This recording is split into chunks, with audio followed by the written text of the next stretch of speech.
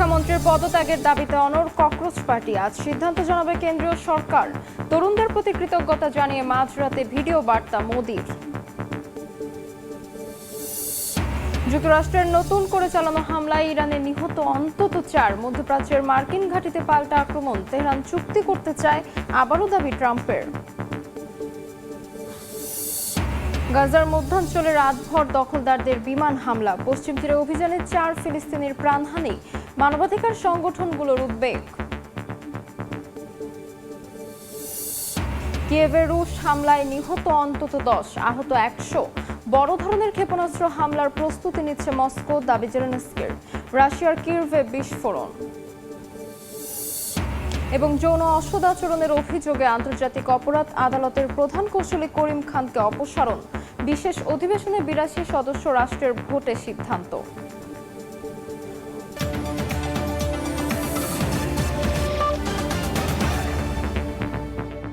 আন্তর্জাতিক সময়ের সঙ্গে আছে আমি তাজমিলা খান। শিক্ষামন্ত্রী ধর্মেন্দ্র প্রধানের পদত্যাগের দাবিতে অনড় ভারতের ককরোচ জনতা পার্টি। 2 মন্ত্রীর সঙ্গে আলোচনায় বসে সংগঠনটির প্রতিনিধিরা। তারা জানান, আন্দোলনকারীদের দাবি দেওয়ার বিষয়ে সিদ্ধান্ত নিতে শনিবার পর্যন্ত সময় চেয়েছে মোদী সরকার। দাবি আদায় না হওয়া পর্যন্ত বিক্ষোভ চালিয়ে যাওয়ার ঘোষণা দিয়েছে সিজেপি। এদিকে শুক্রবার রাতে তরুণদের প্রতি কৃতজ্ঞতা জানিয়ে ভিডিও বার্তায় ভারতের প্রধানমন্ত্রী নরেন্দ্র মোদী বলেন, প্রশ্ন ফাঁসে জড়িতদের বিরুদ্ধে কঠোর শাস্তির বিধান রেখে নতুন আইন আনা হবে।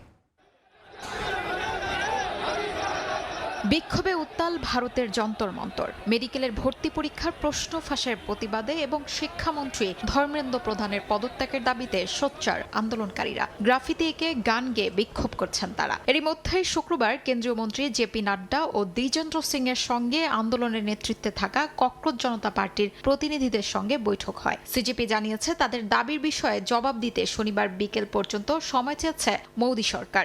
দাবি আদায় না হওয়া পর্যন্ত আন্দোলন চালিয়ে যাওয়ার কথাও জানিয়েছে ককরোচ জনতা পার্টি।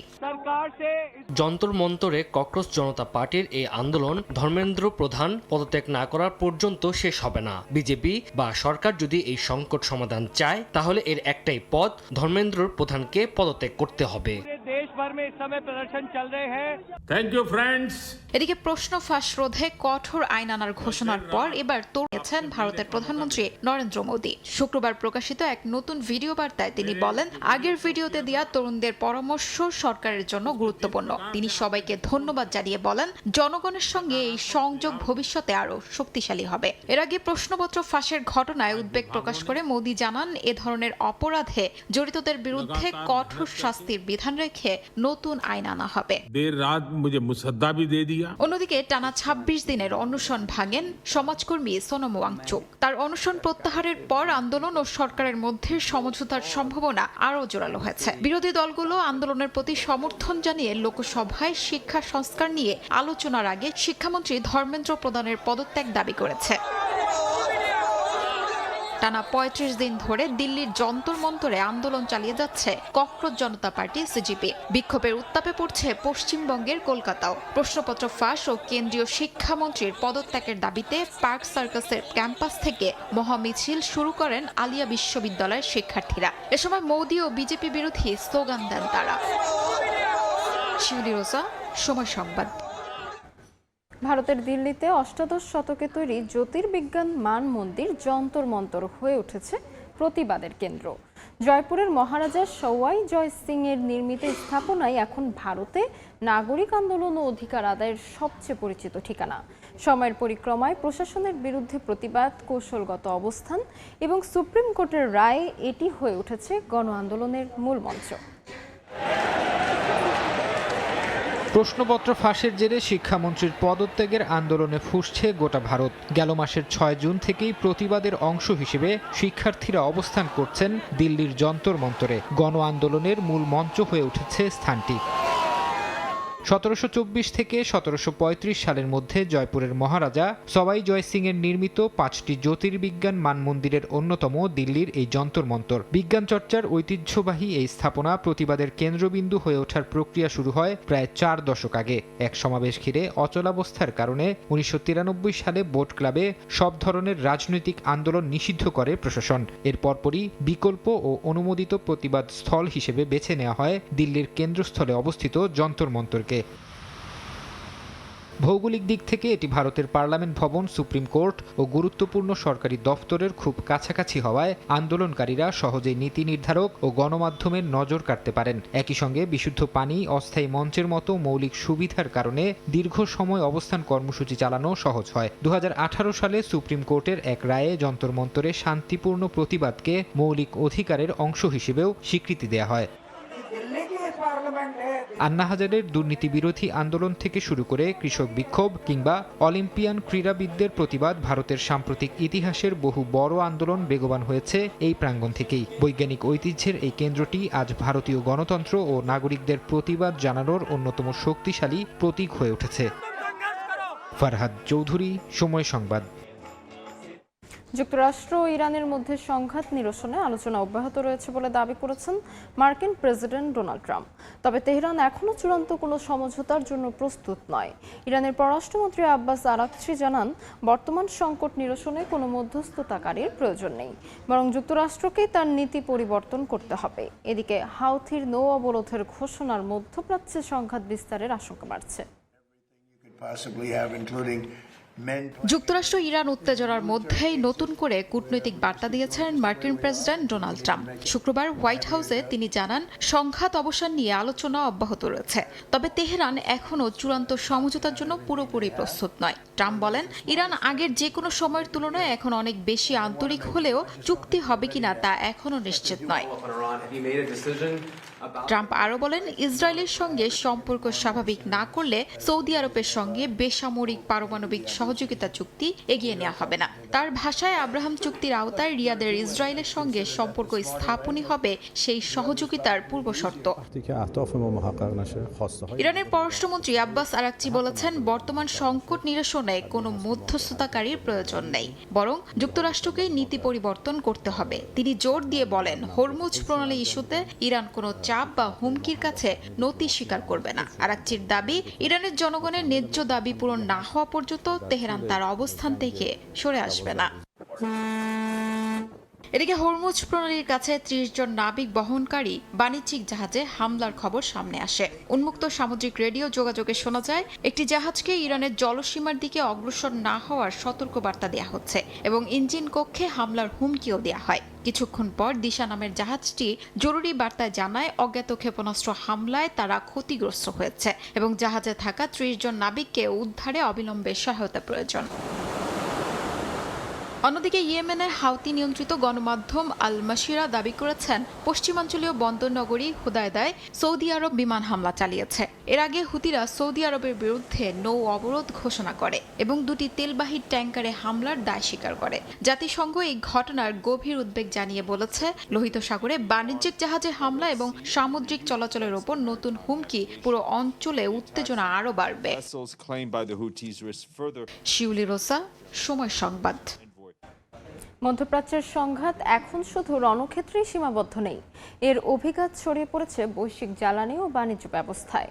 হরমুজের পর এবার বাব আল মান্দেব প্রণালীতে হাউথিদের অবরোধের হুমকিতে আবারও $100 ছাড়িয়েছে আন্তর্জাতিক বাজারে অপরিশোধিত জ্বালানি তেলের দাম। বিশ্লেষকদের সতর্কবার্তা, 2 গুরুত্বপূর্ণ নৌপথে সংকট একসঙ্গে তীব্র হলে তীব্র জ্বালানি বাজারে বড় ধাক্কা লাগতে পারে। বিশ্বের জ্বালানি বাণিজ্যের সবচেয়ে গুরুত্বপূর্ণ 2টি চোখ পয়েন্ট বা সংকীর্ণ বহুল ব্যবহৃত পথ হল হরমুজ ও বাব আল মান্দেব প্রণালী। ইরান যুদ্ধের আগে হরমুজ দিয়ে প্রতিদিন প্রায় 2 কোটি ব্যারেল তেল পরিবহন হতো, যা বৈশ্বিক জ্বালানি সরবরাহের প্রায় 20%। অন্যদিকে বাব আল মান্দেব দিয়ে প্রতিদিন প্রায় 41 লাখ ব্যারেল অপরিশোধিত ও পরিশোধিত জ্বালানি পরিবহন হয়। এই পথ দিয়েই লোহিত সাগর হয়ে সুয়েজ খাল ব্যবহার করে ইউরোপ, এশিয়া ও আফ্রিকার মধ্যে পণ্য জ্বালানি পরিবহন করা হয়।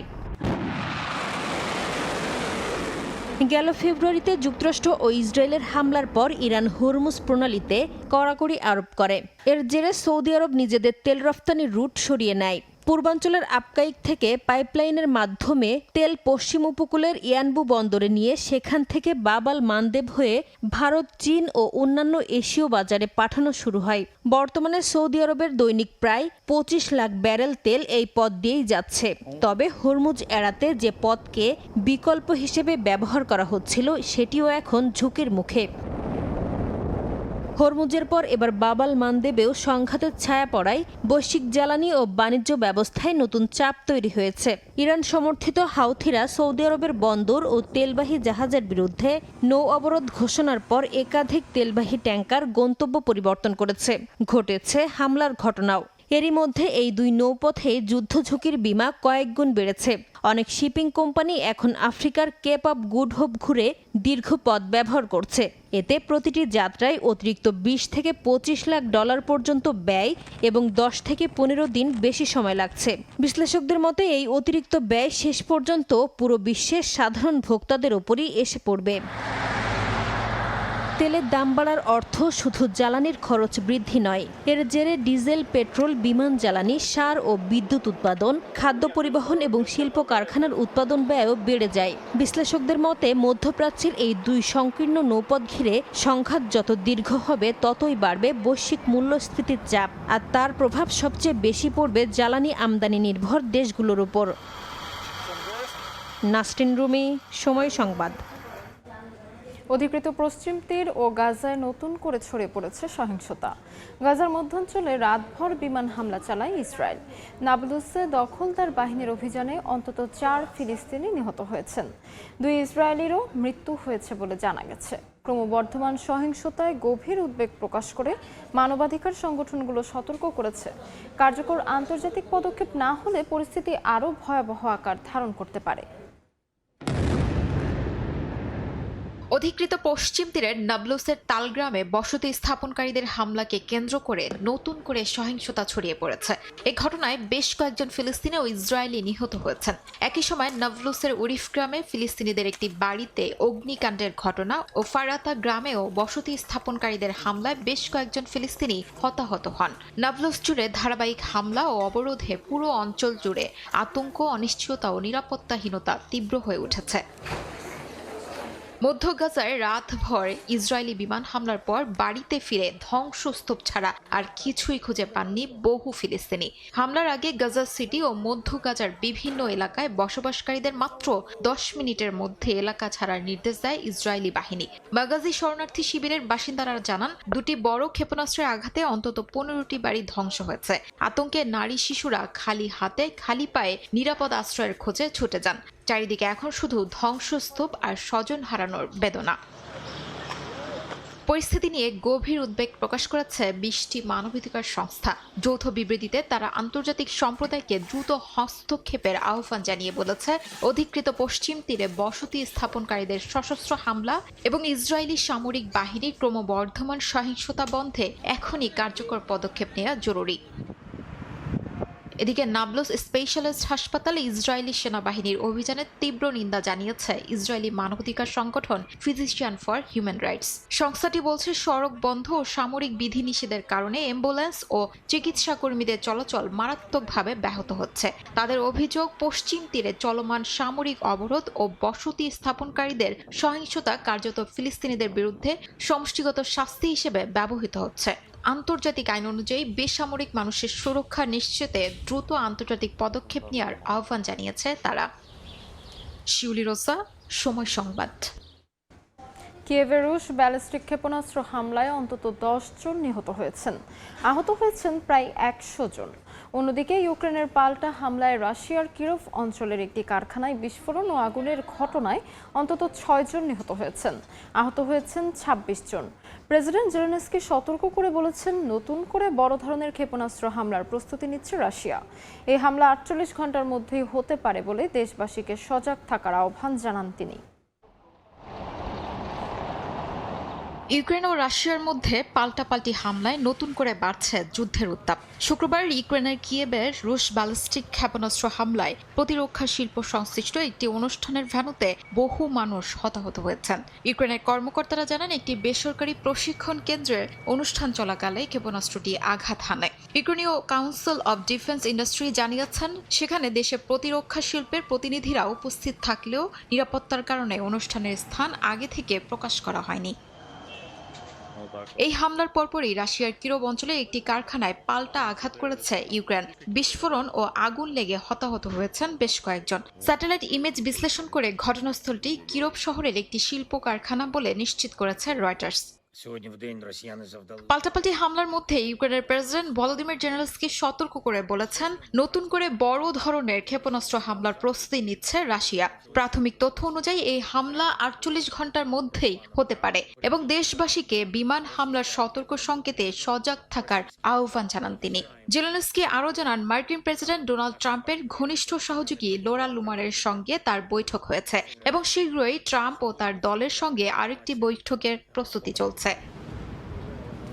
অন্যদিকে পূর্ব সাইবেরিয়ার ইরকুতস্কে একটি বিমান উৎপাদন কারখানা পরিদর্শন করেছেন রুশ প্রেসিডেন্ট ভ্লাদিমির পুতিন। সেখানে MC-21 যাত্রীবাহী উড়োজাহাজ এবং Yak-130 যুদ্ধ বিমান প্রশিক্ষণ বিমান ঘুরে দেখেন তিনি। ক্রেমলিন জানিয়েছে, রাশিয়ার বিমান শিল্পের উন্নয়ন পর্যালোচনার অংশ হিসেবেই এই সফর। এরপর ওমেস্কে রাশিয়া কাজাকিস্তান আন্তঃআঞ্চলিক সহযোগিতা ফোরামে অংশ নেওয়ার কথা রয়েছে পুতিনের। শিউলি রোজা, সময় সংবাদ। লেবাননে যুদ্ধবিরতির আলোচনা চললেও থামছে না ইসরায়েলি আগ্রাসন। গত মার্চ থেকে দেশটিতে দখলদার বাহিনীর হামলায় এ পর্যন্ত 4,328 জন নিহত এবং 12,232 জন আহত হয়েছেন। এখনও লেবাননের দক্ষিণাঞ্চলের কিছু এলাকা ইসরায়েলের দখলেই রয়েছে।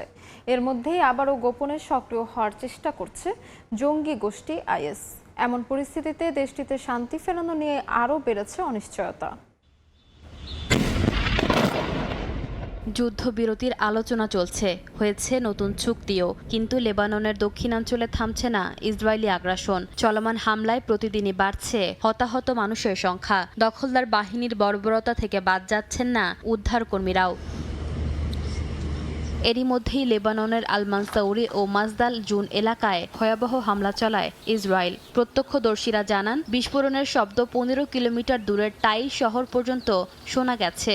স্থানীয়রা বলছেন, কাগজে কলমে যুদ্ধবিরতি হলেও সীমান্তের গ্রামগুলোতে প্রতিদিনই হামলা ও ভবন ধ্বংস এখন নিয়মিত ঘটনা হয়ে গেছে।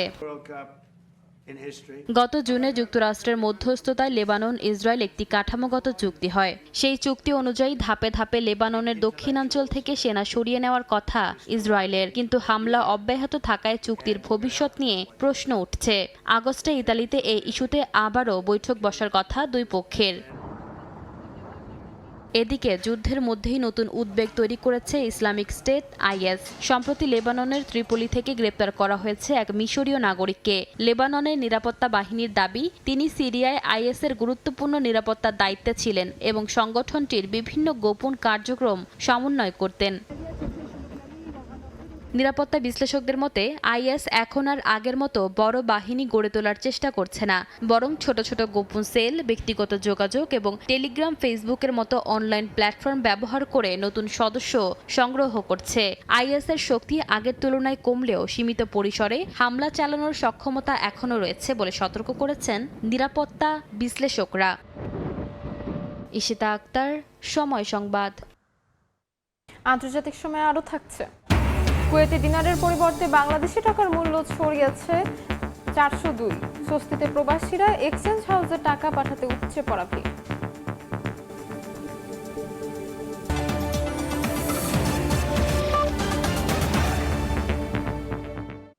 যৌন অসদাচরণের অভিযোগে আন্তর্জাতিক অপরাধ আদালতের প্রধান কৌঁসুলি করিম খানকে অপসারণ করেছে সদস্য রাষ্ট্রগুলো। শুক্রবার অনুষ্ঠিত বিশেষ অধিবেশনে 82টি সদস্য রাষ্ট্র তার অপসারণের পক্ষে ভোট দেয়। এই সিদ্ধান্তকে ঘিরে নতুন করে আলোচনায় এসেছে বিশ্বের একমাত্র স্থায়ী যুদ্ধাপরাধ আদালত। I invite you to come forward. 2024 সালের মে মাসে আন্তর্জাতিক অপরাধ আদালতের প্রধান কৌঁসুলি করিম খানের বিরুদ্ধে যৌন অসদাচরণের অভিযোগ ওঠে। 1 বছরের বেশি সময় ধরে চলা তদন্তে 5000-এর বেশি পৃষ্ঠার সাক্ষ্য ও নথি পর্যালোচনা করে তদন্ত প্রতিবেদন দেয় জাতিসংঘের অভ্যন্তরীণ তদারকি সেবা দফতর। এরপর সেই প্রতিবেদন মূল্যায়ন করে করিম খানের বিরুদ্ধে গুরুতর অসদাচরণের অভিযোগের ভিত্তিতে মতামত দেয় 3 বিচারকের একটি প্যানেল। অবশেষে করিম খানকে পদ থেকে অপসারণ করেছে আইসিসির সদস্য রাষ্ট্রগুলো। শুক্রবার অনুষ্ঠিত বিশেষ অধিবেশনে 82টি সদস্য রাষ্ট্র তার অপসারণের পক্ষে ভোট দেয়। 2021 সালে দায়িত্ব নেওয়া করিম খান গত মাস থেকেই সাময়িক বরখাস্ত ছিলেন। আইসিসির তদারকি সংস্থার তদন্তে অভিযোগ ওঠে এক জুনিয়র কর্মীর সঙ্গে অনুপযুক্ত যৌন সম্পর্ক স্থাপন এবং অভিযোগ দায়ের প্রক্রিয়া বাধাগ্রস্ত করার মাধ্যমে গুরুতর অসদাচরণ করেছেন তিনি। তবে শুরু থেকে সব অভিযোগ অস্বীকার করে আসছেন করিম খান। তার আইনজীবীর দাবি, এই সিদ্ধান্তের বৈধতা ও ন্যায্যতা আইনি প্রক্রিয়ার চ্যালেঞ্জ করা হবে। ভোটের পর আইসিসি জানিয়েছে সদস্য রাষ্ট্রগুলোর সিদ্ধান্ত তারা নোট করেছে এবং আদালতের কর্মকর্তা কর্মচারীদের জন্য নিরাপদ, অন্তর্ভুক্তিমূলক ও সম্মানজনক কর্মপরিবেশ নিশ্চিত করাই তাদের অগ্রাধিকার থাকবে। বিশ্লেষকদের মতে এই ঘটনা শুধু একজন প্রধান কৌঁসুলির পদচ্যুতির মধ্যেই সীমাবদ্ধ নয়, বরং আইসিসির অভ্যন্তরীণ জবাবদিহি, সুশাসন ও আন্তর্জাতিক গ্রহণযোগ্যতারও বড় পরীক্ষা। এমন এক সময় এই সিদ্ধান্ত এলো যখন আদালত বিভিন্ন আন্তর্জাতিক ইস্যুতে রাজনৈতিক চাপ ও সমালোচনার মুখে রয়েছে। ফলে করিম খানের অপসারণের পর আইসিসির নেতৃত্ব, বিশ্বাসযোগ্যতা এবং ভবিষ্যৎ কার্যক্রম কিভাবে এগোবে সেদিকে এখন নজর আন্তর্জাতিক মহলের। শিউলি রোজা, সময় সংবাদ। যুক্তরাষ্ট্রের সঙ্গে কানাডার বাণিজ্যিক অংশীদারিত্বের প্রতীক হওয়ার কথা ছিল $450 কোটি গর্ডি হাউ আন্তর্জাতিক সেতু, কিন্তু উদ্বোধনের আগেই সেটি 2 দেশের কূটনৈতিক টানাপোড়েনের প্রতীকে পরিণত হয়েছে। ডোনাল্ড ট্রাম্পের শুল্ক মালিকানা নিয়ে নতুন দাবির জেরে যৌথ উদ্বোধন বাতিল করে একাই অনুষ্ঠান করছে কানাডা। যুক্তরাষ্ট্রের ডেট্রয়েট ও কানাডার উইন্ডসরকে যুক্ত করা গর্ডি হাউ আন্তর্জাতিক সেতুটি নির্মাণে ব্যয় হয়েছে প্রায় $6.4 বিলিয়ন কানাডীয় ডলার। প্রায় 8 বছরের নির্মাণ কাজ শেষে শুক্রবার উদ্বোধনের কথা থাকলেও ট্রাম্প প্রশাসনের সঙ্গে নতুন বিরোধের কারণে মার্কিন প্রতিনিধিদের আমন্ত্রণ বাতিল করেছে কানাডা। যে সেতু 2 মিত্রদেশের সহযোগিতার প্রতীক হওয়ার কথা ছিল, সেটি এখন সম্পর্কের টানাপোড়েনের নতুন প্রতীক। এই সেতুর নির্মাণ ব্যয়ের পুরোটা বহন করেছে কানাডা, কারণ যুক্তরাষ্ট্রের রাজনৈতিক বাধার কারণে প্রকল্পটি দীর্ঘদিন আটকে ছিল। প্রতিদিন এই করিডোর দিয়ে $1 বিলিয়ন কানাডীয় ডলারেরও বেশি পণ্য পরিবহন হয়। শুরুতে চুক্তি ছিল নির্মাণ ব্যয় উঠে আসার পর মিশিগান অঙ্গরাজ্যের সঙ্গে টোল আয়ের অংশ ভাগাভাগি করবে কানাডা। তবে চলতি বছর ট্রাম্প দাবি করেন সেতুর মালিকানা ও নিয়ন্ত্রণেও যুক্তরাষ্ট্রের অংশ থাকা উচিত। এরপর 2 দেশের আলোচনার মাধ্যমে উদ্বোধন পিছিয়ে দেয়া হয়। শেষ পর্যন্ত কানাডা সম্মত হয় আগামী 15 বছর সেতুর টোল আয়ের অর্ধেক যুক্তরাষ্ট্রের নিয়ন্ত্রিত একটি অর্থনৈতিক উন্নয়ন তহবিলে দেওয়ার বিষয়ে। ট্রাম্প এই সমঝোতাকে যুক্তরাষ্ট্রের জন্য অনেক ভালো চুক্তি বলে দাবি করেন। তবে কানাডার সরকার পুরো চুক্তির বিস্তারিত এখনও প্রকাশ করেনি, জানিয়ে দেশটির ভেতরেও সমালোচনা বাড়ছে। বিরোধী দলগুলোর অভিযোগ, ট্রাম্প প্রশাসনের চাপের মুখে একের পর এক ছাড় দিচ্ছে প্রধানমন্ত্রী মার্ক কার্নির সরকার। ডিজিটাল সার্ভিস কর প্রত্যাহার থেকে শুরু করে কিছু পাল্টা শুল্ক কমানোর সিদ্ধান্ত সেই সমালোচনাকে আরও জোরালো করেছে। যদিও কার্নির যুক্তি, 2 দেশের সরবরাহ ব্যবস্থা সচল রাখা এবং সীমান্ত বাণিজ্য অব্যাহত রাখতে এই সেতু চালু হওয়া অত্যন্ত জরুরি। তবে বিশ্লেষকদের মতে গর্ডি হাউ সেতুর ভবিষ্যৎ এখন যুক্তরাষ্ট্র কানাডা সম্পর্কের ভবিষ্যতেরও একটি গুরুত্বপূর্ণ পরীক্ষায় পরিণত হয়েছে। নাদিম মারজান, সময় সংবাদ। আন্তর্জাতিক সময় আরও থাকছে। যুক্তরাষ্ট্রের ইন্ডিয়ানায় 2 দিন ব্যাপী উত্তর আমেরিকা বাংলা সাহিত্য সংস্কৃতি সম্মেলন শুরু। সাহিত্যপ্রেমীদের ভিড়, পিঠাপুলির উৎসব সহ নানা পণ্যের পসরা। মূল্যস্ফীতির চাপ আর ভূরাজনৈতিক অস্থিরতার মধ্যেও বেড়েছে বিশ্ব বাণিজ্যের আকার। জাতিসংঘের বাণিজ্য ও উন্নয়ন সংস্থার প্রকাশিত প্রতিবেদন বলছে, চলতি বছরের প্রথমার্ধে বৈশ্বিক বাণিজ্যে যোগ হয়েছে প্রায় $2 ট্রিলিয়ন। একই সঙ্গে বেড়েছে পণ্য মূল্যস্ফীতিও। ক্রমবর্ধমান মূল্যস্ফীতির চাপের মধ্যে সম্প্রসারিত হচ্ছে বিশ্ব বাণিজ্য। জাতিসংঘের বাণিজ্য ও উন্নয়ন সংস্থার প্রকাশিত সবশেষ প্রতিবেদনের তথ্য, চলতি বছরের প্রথমার্ধে পণ্য ও সেবা মিলিয়ে বৈশ্বিক বাণিজ্যে যোগ হয়েছে প্রায় $2 ট্রিলিয়ন। প্রতিবেদন বলছে 2026 সালের প্রথম 6 মাসে বৈশ্বিক পণ্য বাণিজ্যের পরিমাণ পৌঁছেছে 13.7 ট্রিলিয়ন ডলারে, যা গেল বছরের একই সময়ের তুলনায় 12.5% বেশি। আর একই সময়ে সেবা বাণিজ্যের পরিমাণ বেড়েছে 10.5%। তবে এই প্রবৃদ্ধির পেছনে বড় ভূমিকা রেখেছে মূল্যস্ফীতি। মধ্যপ্রাচ্য সংকটের কারণে হরমুজ প্রণালীতে জাহাজ চলাচলে বাধা, সরবরাহ নিয়ে অনিশ্চয়তায় জ্বালানির দাম বৃদ্ধি, পরিবহন খরচ বৃদ্ধি ও উৎপাদন ব্যয় বাড়ার কারণে বিশ্ব বাণিজ্যে দ্রুত বেড়েছে মূল্যস্ফীতির পরিমাণও। চলতি বছরের প্রথম প্রান্তিকে পণ্যের দাম বেড়েছে 3.6% আর দ্বিতীয় প্রান্তিকে তা পৌঁছেছে 5%। খাতভিত্তিক বিশ্লেষণে দেখা যায় কৃত্রিম বুদ্ধিমত্তা, সেমিকন্ডাক্টর, ব্যাটারি, তথ্য প্রযুক্তি পণ্য এবং বৈদ্যুতিক যানবাহনকে ঘিরে বৈশ্বিক বাণিজ্য সবচেয়ে দ্রুত বেড়েছে। অন্যদিকে রাসায়নিক পণ্য, লোহা, ইস্পাত এবং কিছু নবায়নযোগ্য জ্বালানি সম্পর্কিত পণ্যের বাণিজ্যে দেখা দিয়েছে মন্দা। অন্তরা সেন, সময় সংবাদ। গাজা ও ইরান ইস্যুতে মতামতের জেরে প্রাণনাশের হুমকি পাওয়ার কথা জানিয়েছেন যুক্তরাষ্ট্রের নিউ ইয়র্কের মেয়র জোহরান মামদানি। ইসরায়েলকে দেওয়া মার্কিন সহায়তার সমালোচনা ও গাজার হত্যার বিরোধিতা করায় তিনি এই হুমকির সম্মুখীন হয়েছেন বলে নিশ্চিত করেন। জানান, মেয়র হওয়ার আগে থেকেই হুমকিগুলো শুরু হয়েছিল এবং দায়িত্ব গ্রহণের পরও অব্যাহত রয়েছে। মামদানির মতে, আন্তর্জাতিক অপরাধ আদালতের গ্রেপ্তারি পরোয়ানা অনুযায়ী ইসরায়েলি প্রধানমন্ত্রী নেতানিয়াহুর বিচারের মুখোমুখি হওয়া উচিত। দেখছেন আন্তর্জাতিক সময়। রাশিয়ার সম্পূর্ণ দেশীয় প্রযুক্তিতে তৈরি MS-1310 যাত্রীবাহী উড়োজাহাজ শুক্রবার এটি পরিদর্শন করেন প্রেসিডেন্ট ভ্লাদিমির পুতিন। 2027 সালে উড়োজাহাজটির বাণিজ্যিক সরবরাহ শুরু করবে বলে জানিয়েছে রুশ রাষ্ট্রীয় প্রযুক্তি প্রতিষ্ঠান রোস্টেক। পশ্চিমা নিষেধাজ্ঞা সত্ত্বেও মস্কোর এমন সাফল্যকে মাইলফলক হিসেবে দেখা হচ্ছে। রাশিয়ার ইরকুটস্ক এয়ারক্রাফট প্ল্যান্টে গিয়ে নতুন প্রজন্মের MS-1310 মাঝারি পাল্লার যাত্রীবাহী উড়োজাহাজ পরিদর্শন করেন প্রেসিডেন্ট ভ্লাদিমির পুতিন। রুশ কর্তৃপক্ষের দাবি, উড়োজাহাজটি শতভাগ দেশীয় প্রযুক্তি, যন্ত্রাংশ ও সিস্টেমে তৈরি, যা পশ্চিমা নিষেধাজ্ঞার পর রাশিয়ার আমদানি নির্ভরতা কমানোর প্রচেষ্টায় একটি গুরুত্বপূর্ণ মাইলফলক। সফরকালে রোস্টেকের প্রধান সের্গেই চেমেজভ পুতিনকে জানান, প্রথম পূর্ণাঙ্গ সিরিজ উৎপাদিত MS-1310 এখন প্রথম পরীক্ষামূলক উড্ডয়নের জন্য প্রস্তুতির শেষ পর্যায়ে রয়েছে। বর্তমানে কারখানায় 18টি উড়োজাহাজ বিভিন্ন ধাপে সংযোজন করা হচ্ছে। বিদ্যমান চুক্তি অনুযায়ী এগুলো রাশিয়ার জাতীয় এয়ারলাইন অ্যারোফ্লটের কাছে সরবরাহ করা হবে। ইরকুটস্ক এয়ারক্রাফট প্ল্যান্টের পরিচালক আন্দ্রেই সোইনভ জানান, ধারাবাহিক উৎপাদন বাড়িয়ে বছরে 36টি উড়োজাহাজ তৈরির লক্ষ্য নির্ধারণ করা হয়েছে। তবে গ্রাহকদের কাছে সরবরাহ শুরু হবে প্রয়োজনীয় সনদ পরীক্ষা সফলভাবে শেষ হওয়ার পর। রাশিয়ার ফেডারেল এয়ার ট্রান্সপোর্ট এজেন্সির অনুমোদন সাপেক্ষে 2027 সালেই সেই প্রক্রিয়া সম্পন্ন হওয়ার কথা রয়েছে। পশ্চিমা নিষেধাজ্ঞার আগে MS-21 প্রকল্পে বিদেশি যন্ত্রাংশ ও প্রযুক্তির ওপর নির্ভরতা ছিল, কিন্তু নিষেধাজ্ঞার পর রাশিয়া দ্রুত দেশীয় অ্যাভিওনিক্স, PD-14 ইঞ্জিন, বিদ্যুৎ ব্যবস্থা, এয়ার কন্ডিশনিং, ককপিট কনসোল সহ গুরুত্বপূর্ণ সব প্রযুক্তি নিজস্বভাবে উন্নয়ন করে। 2025 সালে দেশীয় যন্ত্রাংশ সংবলিত দুটি প্রোটোটাইপ সফলভাবে পরীক্ষামূলক উড্ডয়ন সম্পন্ন করে। এদিকে চলতি বছরের মে মাসে রুশ শিল্প ও বাণিজ্য মন্ত্রণালয়ের সঙ্গে চুক্তির আওতায় MS-21 এর নতুন সংক্ষিপ্ত কিন্তু দীর্ঘ পাল্লার MS-1210 সংস্করণের উন্নয়নের কাজও শুরু হয়েছে। বিশ্লেষকদের মতে, পশ্চিমা নিষেধাজ্ঞার মধ্যেও নিজস্ব প্রযুক্তি নির্ভর বেসামরিক বিমান শিল্প গড়ে তোলার কৌশল বাস্তবায়নে MS-21 কর্মসূচিকে সর্বোচ্চ অগ্রাধিকার দিচ্ছে মস্কো। রাইসা জান্নাত, সময় সংবাদ। চেক প্রজাতন্ত্রে একটি সামরিক হেলিকপ্টার বিধ্বস্ত হয়ে একজন নিহত ও 4 জন আহত হয়েছেন। বৃহস্পতিবার দেশটির দক্ষিণ পূর্বে অবস্থিত একটি বিমান ঘাঁটিতে দুপুরের দিকে এই দুর্ঘটনা ঘটে। সেনাবাহিনী জানিয়েছে, দুর্ঘটনায় তদন্ত চলাকালীন তারা তাদের 12টি মার্কিন নির্মিত UH-1Y ভেনম এবং AH-1Z ভাইপার হেলিকপ্টারের উড্ডয়ন স্থগিত রেখেছে। তবে তাৎক্ষণিকভাবে দুর্ঘটনার কারণ সম্পর্কে বিস্তারিত জানা যায়নি। ওপেন এআই এর বেপরোয়া গতি ঠেকাতে এআই কিল সুইচ চালুর ওপর জোর দিচ্ছেন মার্কিন আইন প্রণেতারা।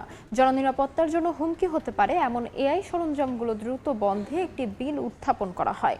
ডেমোক্র্যাট কংগ্রেসম্যান ফ্রেড লিগো এবং রিপাবলিকান কংগ্রেসম্যান নাথানিয়েল মোরান বিলটি তুলে ধরেন। এরই মধ্যে বিলটি বেশ কয়েকটি প্রযুক্তি ও এআই নিরাপত্তা গ্রুপের জনসমর্থন পেয়েছে। দেখছেন আন্তর্জাতিক সময়। কুয়েতি দিনারের পরিবর্তে বাংলাদেশি টাকার মূল্য 402 টাকা ছাড়িয়েছে। দিনারের বিপরীতে বেশি টাকা পাওয়ায় এক্সচেঞ্জ হাউসে টাকা পাঠাতে প্রবাসীদের উপচে পড়া ভিড় দেখা যাচ্ছে। বিস্তারিত মঈন সুমনের রিপোর্ট। কুয়েতি দিনারের বিপরীতে বাংলাদেশি টাকার মূল্য এযাবৎকালের সর্বোচ্চ পর্যায়ে পৌঁছেছে। এক কুয়েতি দিনারে পাওয়া যাচ্ছে 402 টাকারও বেশি। এতে স্বস্তি ফিরেছে কুয়েত প্রবাসী বাংলাদেশিদের মধ্যে। বেশি টাকা পাওয়ার সুযোগ কাজে লাগিয়ে অনেকেই জমানো অর্থ দেশে পাঠাচ্ছেন। প্রবাসীদের অনেকের কাছে যা রেমিটেন্স পাঠানোর ক্ষেত্রে দীর্ঘদিনের মধ্যে অন্যতম বড় সুবিধা। এরই মধ্যে কুয়েতের বিভিন্ন মানি এক্সচেঞ্জ হাউস ঘুরে দেখা গেছে টাকা পাঠাতে প্রবাসীদের উপচে পড়া ভিড়। অনেক প্রবাসী বলছেন দীর্ঘদিন ধরে জমানো টাকা দেশে পাঠানোর জন্য বর্তমান বিনিময় হারকে তারা ভালো সুযোগ হিসেবে দেখছেন। কেউ পরিবারের প্রয়োজন মেটাতে, আবার কেউ ভবিষ্যতের জন্য সঞ্চয় করতে দেশে টাকা পাঠাচ্ছেন। 1 টাকাতে 400, 2 টাকা 500 পয়সা। হ্যাঁ, এখানে মনে করেন টাকার রেট যেহেতু ভালো, সেক্ষেত্রে মানুষ যারা টাকা রাখছে নিজের কাছে, আমি মনে করি টাকা না রেখে টাকা দেশে পাঠিয়ে দিলে সবচেয়ে ভালো হয়। ইতিপূর্বে আমি দেখছি আর কখনোই এখনকার মতো এত হাই রেট আর কখনোই ছিল না। টাকার রেট এখন 402 টাকার উপরে। তা আমার মনে হয় যাদের টাকা আছে এখন তাড়াতাড়ি পাঠাইলে সবচেয়ে ভালো হবে, অনেক টাকা লাভ পাবে। প্রবাসীদের পাঠানো রেমিটেন্স বাংলাদেশের অর্থনীতিতে গুরুত্বপূর্ণ ভূমিকা রাখে। বিনিময় হার অনুকূলে থাকায় প্রবাসীদের পাঠানো অর্থের পরিমাণ বাড়ালে দেশের বৈদেশিক মুদ্রার রিজার্ভ ও অর্থনীতিতেও ইতিবাচক প্রভাব পড়বে বলে মনে করছেন সংশ্লিষ্টরা। মঈন সুমন, সময় সংবাদ, কুয়েত। প্রবাসীদের জন্য নতুন ব্যাংকিং সুবিধা চালু করেছে Bangladesh bank. Offshore banking unit বা ওবিইউ এর আওতায় এখন প্রবাসীরা খুলতে পারবেন অনিবাসী বিনিময়যোগ্য টাকা হিসাব। দেশে বিনিয়োগের পাশাপাশি বিদেশে থেকেও বৈদেশিক মুদ্রায় লেনদেনের সুযোগ মিলবে এই হিসাবে। কুয়েত থেকে মঈন সুমনের রিপোর্ট। প্রবাসীদের রেমিটেন্স বাংলাদেশের অর্থনীতির অন্যতম চালিকা শক্তি। সেই রেমিটেন্সকে আরও কার্যকরভাবে অর্থনীতির মূলধারায় যুক্ত করতে নতুন ব্যাংকিং সুবিধা চালু করেছে বাংলাদেশ ব্যাংক। এখন থেকে অফশোর ব্যাংকিং ইউনিট বা ওবিইউ এর আওতায় অনিবাসী বিনিয়োগযোগ্য টাকা হিসাব খুলতে পারবেন প্রবাসীরা। এর মাধ্যমে দেশে নিরাপদে অর্থ সংরক্ষণ, বিনিয়োগ এবং প্রয়োজনে বিদেশে অর্থ হস্তান্তরের সুযোগও পাবেন তারা। বিদেশের মাটিতে কঠোর পরিশ্রম করে দেশের অর্থনীতি ও রিজার্ভকে সমৃদ্ধ করছেন লাখো প্রবাসী বাংলাদেশি। এবার তাদের জন্য আরও আধুনিক ও নমনীয় ব্যাংকিং সুবিধা নিয়ে এলো কেন্দ্রীয় ব্যাংক। বিদেশে উপার্জনের বেশিরভাগ অর্থ দেশে পাঠিয়ে দেন অনেক প্রবাসী। ফলে বিদেশের জরুরি প্রয়োজনে তারা অনেক সময় আর্থিক সংকটে পড়েন। নতুন এই হিসাব সেই সমস্যার সমাধান দেবে বলে মনে করছেন সংশ্লিষ্টরা। দেশে অর্থ বিনিয়োগের পাশাপাশি প্রয়োজনে বিদেশেও সেই অর্থ ব্যবহারের সুযোগ থাকায় এটি প্রবাসীদের জন্য একটি গুরুত্বপূর্ণ সুবিধা হয়ে উঠবে। একই সঙ্গে বৈধ ব্যাংকিং চ্যানেলে রেমিটেন্স পাঠানোর প্রবণতাও আরও বাড়বে। অনেক প্রবাসী আছে যে এখানে টাকার প্রয়োজন হয়, তখন এই টাকাটা উত্তোলন করতে পারবে। বাংলাদেশি প্রবাসীদের জন্য এটা অনেক বড় একটা সুযোগ। যে ব্যাংক অ্যাকাউন্ট আছে বাংলাদেশে, সেটার মাধ্যমে যে আমরা টাকা পয়সা রাখি, সেটা কিন্তু বর্তমানে আমরা কুয়েতে সেই ব্যাংক কার্ডটা আমরা ইউজ করতে পারবো। সেটা কিন্তু আগে সম্ভব ছিল না। এটার ফলে কিন্তু আমাদের অনেক সমস্যার সমাধান হতে পারে। বিশেষ করে আমরা যারা ব্যবসা করি, আমরা কিন্তু সেই বাংলাদেশের টাকাটা কিন্তু এখানেও ব্যবহার করতে পারি। সংশ্লিষ্টদের মতে বাংলাদেশ ব্যাংকের এই উদ্যোগ প্রবাসী বান্ধব ব্যাংকিং ব্যবস্থার গুরুত্বপূর্ণ মাইলফলক। মঈন সুমন, সময় সংবাদ, কুয়েত। সংযুক্ত আরব আমিরাতে বসবাসরত প্রবাসী বাংলাদেশিদের কনসুলার সেবা আরও সহজ, দ্রুত আধুনিক করতে দুয়ের বাংলাদেশ কনসুলেট উদ্বোধন করা হয়েছে integrated queue serial management system. এতে খুশি প্রবাসী বাংলাদেশিরা। শিবলি আল সাদিকের রিপোর্ট। সংযুক্ত আরব আমিরাতের দুবাইস্থ বাংলাদেশ কনসুলেটে চালু হয়েছে আধুনিক integrated queue serial management system. প্রযুক্তি নির্ভর এই ব্যবস্থার মাধ্যমে কনসুলার সেবায় এসেছে আরও গতি, শৃঙ্খলা, স্বচ্ছতা। ফলে সেবা গ্রহীতাদের দীর্ঘক্ষণ লাইনে দাঁড়িয়ে অপেক্ষার প্রয়োজন কমেছে এবং সিরিয়াল ব্যবস্থাপনা হয়েছে আরও কার্যকর। বৃহস্পতিবার দুবাইয়ে নিযুক্ত বাংলাদেশের কনসাল জেনারেল মোহাম্মদ রাশিদুজ্জামানের উপস্থিতিতে এবং বাংলাদেশ কমিউনিটি নেতৃবৃন্দকে সঙ্গে নিয়ে আনুষ্ঠানিকভাবে এই সেবার উদ্বোধন করা হয়। উদ্বোধনী অনুষ্ঠানে তিনি বলেন, প্রযুক্তি নির্ভর এই উদ্যোগ কনসুলার সেবাকে আরও দ্রুত, স্বচ্ছ ও জনবান্ধব করে তুলবে। কনসুলেটের পুরো পাসপোর্ট, কনসুলার এবং যে আমাদের লেবার যে ইস্যুগুলো আছে বা এই সমস্ত বিষয়ে সেবা নিতে যারা আমাদের প্রবাসী ভাইয়েরা আসেন, তাদের পুরো সেবার ব্যবস্থাটাকে আমরা একটা সিঙ্গেল উইন্ডোর মধ্যে নিয়ে এসেছি। প্রবাসীরা আমি নিশ্চিত যে অনেক দ্রুত সেবা পাবে এবং আমাদের কনসুলেটের যে সেবার যে এফিসিয়েন্সি সেটাও আরও অনেক বাড়বে বলে আমি আশাবাদী। প্রবাসীরা জানান আগে কনসুলেটে সেবা নিতে এসে উপচে পড়া ভিড়, বিশৃঙ্খলা এবং তীব্র গরমে ঘন্টার পর ঘন্টা লাইনে দাঁড়িয়ে অপেক্ষা করতে হতো। সবচেয়ে বেশি ভোগান্তিতে পড়তেন নারী, শিশু ও বয়স্করা। নতুন এই টোকেন ভিত্তিক ব্যবস্থা চালুর পর সেই দীর্ঘদিনের দুর্ভোগ অনেকটাই কমেছে। এখন যে টোকেনের সিস্টেমটা করছে এটা আগের থেকে অনেকাংশে ভালো হয়েছে ভাই, অনেক ভালো। এখন এখানে আমাদের এসে কোনো হয়রানি হতে হয় না। ডিজিটালাইজ যে টোকেন সিস্টেম করছেন এটা সত্যিকারই একটি ভালো উদ্যোগ। সবাই যাতে ভালো সার্ভিস পায় এবং কনসুলেটের সেবা আরও উন্নয়ন হবে। বর্তমানে এই ডিজিটাল টোকেন ব্যবস্থার মাধ্যমে প্রবাসীরা 14টি ভিন্ন ধরনের কনসুলার সেবা আরও সহজ, দ্রুত ও সুশৃঙ্খলভাবে গ্রহণ করতে পারছেন। এই উদ্যোগে সন্তোষ প্রকাশ করেছেন সেবা নিতে আসা প্রবাসীরা। তাদের প্রত্যাশা ভবিষ্যতে আরও আধুনিক প্রযুক্তি যুক্ত করে কনসুলার সেবাকে আরও সহজ, স্বচ্ছ ও জনবান্ধব করা হবে। শিবলি আল সাদিক, সময় সংবাদ, সংযুক্ত আরব। দেখছেন আন্তর্জাতিক সময়। লন্ডনের একটি হোটেলে মারা যাওয়া সৌদি যুবরাজ আবদুল্লাহ বিন ফাহাদ বিন আবদুল্লাহ বিন আব্দুল আজিজ বিন জালাউনি আল সৌদের মৃত্যুর কারণ প্রকাশ হয়েছে।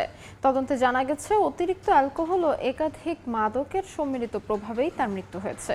গত বছরের নভেম্বরে লন্ডনের একটি মেরিয়ট হোটেল থেকে যুবরাজ আবদুল্লাহ বিন ফাহাদের মরদেহ উদ্ধার করা হয়। তদন্তে জানা যায় তিনি দীর্ঘদিন ধরে অ্যালকোহল ও জ্যানাক্সে আসক্ত ছিলেন। ময়নাতদন্তে তার শরীরে অ্যালকোহল, জিএইচবি, গাঁজা ও জেনাক্সের উপস্থিতি পাওয়া যায়। প্রতিবেদনে বলা হয়েছে অতিরিক্ত অ্যালকোহল ও মাদকের সম্মিলিত প্রভাবে হৃদযন্ত্র বিকল হয়ে তার মৃত্যু হয়। ঘটনার দিন হোটেলের বাথরুমে অচেতন অবস্থায় তাকে উদ্ধার করা হলেও চিকিৎসকরা তাকে মৃত ঘোষণা করেন। যুক্তরাষ্ট্রের ইন্ডিয়ানায় শুরু হয়েছে দুদিনব্যাপী উত্তর আমেরিকা বাংলা সাহিত্য ও সংস্কৃতি সম্মেলন। ইন্ডিয়ান পলিসের সাহিত্য ও সাংস্কৃতিক সংগঠন শিকড়ের আয়োজনে অনুষ্ঠানের উদ্বোধনী দিনে সাহিত্যপ্রেমীদের ভিড় ছিল চোখে পড়ার মতো। ইন্ডিয়ানা থেকে জানাচ্ছেন হাসানুজ্জামান সাকিব। যুক্তরাষ্ট্রের মধ্য পশ্চিমের অঙ্গরাজ্য ইন্ডিয়ানা। এই রাজ্যের ছোট্ট ছিমছাম নান্দনিক শহর ইন্ডিয়ানাপলিস। এখানেই প্রবাসীরা যেন আবহমান গ্রাম বাংলার পরিবেশ তৈরি করে নিয়েছেন। উত্তর আমেরিকা বাংলা সাহিত্য ও সংস্কৃতি সম্মেলন উপলক্ষে এই আয়োজন, আর তা দেখতে ভিড় স্থানীয় বাংলাদেশিদের। আমরা কখনো বাংলাদেশে থাকি নাই, আমরা আমেরিকাতে বড় হচ্ছি, তো বাংলাদেশের ছাপ যাতে আমাদের সবসময় থাকে। নতুন প্রজন্ম যারা ছোট বাচ্চারা বা আমাদের পরবর্তী প্রজন্ম, তারা তো আসলে বাংলাদেশের এই গ্রামীণ আবহাওয়ার সাথে আসলে পরিচিত না। এই ধরনের আয়োজন আমার মনে হয় না আগে কখনো হয়েছে। আগে অনেক অনুষ্ঠান হয়েছে, কিন্তু এটা একটু ভিন্ন স্বাদের। বাইরে যখন গ্রামীণ পরিবেশ, নোভেসভিলের মিলনায়তনে তখন ঐতিহ্যবাহী পিঠাপুলির উৎসব। বই কিংবা বাংলার শাড়ি, গয়নার পসরা সাজিয়ে বসেন অনেক দোকানি। অনুষ্ঠানের উদ্বোধনী দিনে সাহিত্যপ্রেমীদের ভিড় ছিল চোখে পড়ার মতো। এত সুন্দর সুন্দর পিঠা বানিয়েছে সবাই এত কষ্ট করে, যেটা একটা বিরাট আনন্দের ব্যাপার। আমার বাবা খুবই বাংলা ল্যাঙ্গুয়েজ ভালোবাসে, সবসময় কবিতা বলে, কবিতা লেখে। আমার অনেক ভালো লাগছে এই নাচ করতে, এই জায়গাটা অনেক সুন্দর করছে। আমি পাটিসাপটা পিঠা নিয়ে আসছি, তো আশা করি সবার ভালো লাগবে। পিঠা আমাদের বাঙালির ঐতিহ্য। এবারের সম্মেলনের স্লোগান জীবন জাগুক বাংলার সুরে। আয়োজকরা জানান প্রথম দিনের অনুষ্ঠানের সার্বিক আয়োজন ও দর্শক সমাগম দেখে তারা খুশি। খুবই আনন্দের সাথে ইন্ডিয়ানা এই প্রথম বাংলা সাহিত্য সংস্কৃতি সম্মেলন উদ্বোধন করলাম এবং খুব সফলতার সাথেই হয়েছে এবং সকলের স্বতঃস্ফূর্ততা ছিল। নতুন প্রজন্মের কবিতা আবৃত্তি কিংবা লেখকদের আলোচনা সবকিছুই উপভোগ করেছেন দর্শকরা। উত্তর আমেরিকার বাংলা সাহিত্য ও সংস্কৃতির এই আয়োজনটি বিভিন্ন অঙ্গরাজ্যের বিভিন্ন শহরে এক এক বছর অনুষ্ঠিত হয়ে থাকে। এই 16তম আয়োজনটি ইন্ডিয়ানায় প্রথমবারের মতো আয়োজন করল শিকড় নামে স্থানীয় একটি সংগঠন, যেখানে প্রবাসী বাংলাদেশিরা ফিরে গেলেন জন্মভূমি আর মাতৃভূমিতে, আর নতুন প্রজন্মকে পরিচয় করিয়ে দিলেন বাংলার ইতিহাস, ঐতিহ্য আর কৃষ্টি সংস্কৃতির সাথে। হাসানুজ্জামান সাকি, সময় সংবাদ, ইন্ডিয়ানাপলিস, ইন্ডিয়ানা, যুক্তরাষ্ট্র। এআই কোম্পানিগুলোর বিরুদ্ধে ইউরোপের পুরনো বইয়ের দোকান থেকে বিরল বই কিনে নেওয়ার অভিযোগ উঠেছে। তবে তুরস্কের খ্যাতিমান বই বিক্রেতা প্রকাশকরা বলছেন এগুলো অতিরঞ্জিত। তাদের মতে বই কিনে স্ক্যান করে ধ্বংস করা কোনোভাবেই লাভজনক ব্যবসায়িক মডেল নয়। ইউরোপ জুড়ে এআই কোম্পানিগুলো পুরানো বইয়ের দোকান থেকে বিপুল পরিমাণ বই কিনে স্ক্যান করে প্রশিক্ষণ ডেটা হিসেবে ব্যবহার করছে, এমন দাবি নিয়ে সম্প্রতি আলোচনা শুরু হয়েছে। তবে তুরস্কের প্রাচীন বই বিক্রেতা, লেখক ও প্রকাশকদের মতে এ ধরনের দাবি বাস্তবতার তুলনায় অনেক বেশি বাড়িয়ে বলা হচ্ছে। যুক্তরাজ্য ও নেদারল্যান্ডসের বই বিক্রেতা এবং সংগ্রাহকদের সঙ্গে কথা বলেও এমন কোনো প্রবণতার প্রমাণ মেলেনি। তুর্কি প্রকাশকরা বলছেন এআই কোম্পানিগুলো বই কিনে স্ক্যান করে পরে ধ্বংস করে ফেলে এমন ধারণারও অর্থনৈতিক ভিত্তি নেই, কেননা অধিকাংশ পুরানো বা দুষ্প্রাপ্য বইয়ের কপি বিশ্বের বিভিন্ন গ্রন্থাগার, বিশ্ববিদ্যালয় ও গবেষণা প্রতিষ্ঠানে সংরক্ষিত রয়েছে। তাই একই বই কিনে ধ্বংস করা কোনো বাণিজ্যিক প্রতিষ্ঠানের জন্য যৌক্তিক নয়। সত্যিকারের বিরল পাণ্ডুলিপিগুলো অনেক আগেই বিশ্বের বড় বড় গ্রন্থাগার ও গবেষণা প্রতিষ্ঠানের সংগ্রহে চলে গেছে। দ্বিতীয় বিশ্বযুদ্ধের পর ইউরোপের বহু মূল্যবান সংগ্রহ যুক্তরাষ্ট্র সহ বিভিন্ন প্রতিষ্ঠানে স্থানান্তরিত হয়েছে। তাই বর্তমানে কোনো অজানা বা অমূল্য পাণ্ডুলিপি সাধারণ পুরানো বইয়ের দোকানে পাওয়া অত্যন্ত বিরল ঘটনা। তুরস্কের প্রকাশকরা বলছেন কৃত্রিম বুদ্ধিমত্তার দীর্ঘমেয়াদী প্রভাব এখনই মূল্যায়ন করা সম্ভব নয়। এআই ভুল বা বিভ্রান্তিকর তথ্য তৈরি করলে মানুষ আরও বেশি নির্ভরযোগ্য উৎসের খোঁজ করবে, আর সেটিই হয়তো ভবিষ্যতে পাঠকদের আবারও পুরানো বইয়ের দোকানে ফিরিয়ে আনতে পারে। রাইসা জান্নাত, সময় সংবাদ। আন্তর্জাতিক সময়ের শীর্ষ সংবাদগুলো জানিয়ে দিচ্ছি আরেকবার।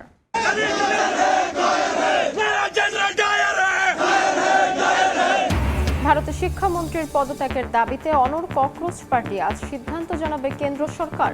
তরুণদের প্রতি কৃতজ্ঞতা জানিয়ে মাঝরাতে ভিডিও বার্তা মোদির। যুক্তরাষ্ট্রের নতুন করে চালানো হামলায় ইরানে নিহত অন্তত 4। মধ্যপ্রাচ্যের মার্কিন ঘাঁটিতে পাল্টা আক্রমণ। তেহরান চুক্তি করতে চায়, আবারও দাবি ট্রাম্পের। এবং গাজার মধ্যাঞ্চলে রাতভর দখলদারদের বিমান হামলা। পশ্চিম তীরে অভিযানে 4 ফিলিস্তিনির প্রাণহানি। মানবাধিকার সংগঠনগুলোর উদ্বেগ।